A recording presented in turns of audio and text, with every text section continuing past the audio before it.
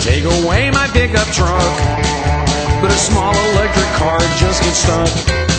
It won't haul a load of hay more than half a mile away, through the weeds and through the mud and through the muck. Yeah, I got a rural point of view, and I'm not trying to tell him what to do. I just think you'd find that you just might change your mind if you thought about the rural point of view.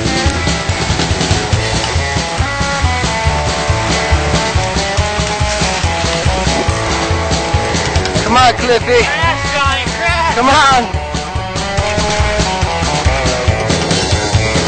In the Great Depression, things were bad. Anything to eat and you were glad. Bologna on your plate and you were happy that you ate, 'cause bologna was the only choice you had. Urban folks now love organic meals. Eating them is really no big deal. I hope they don't forget, and I hope they'd admit that they're lucky they can eat the way they feel. Yeah, I got a rural point of view, and I'm not trying to tell them what to do. I just think they'd find that they just might change their mind if they thought about the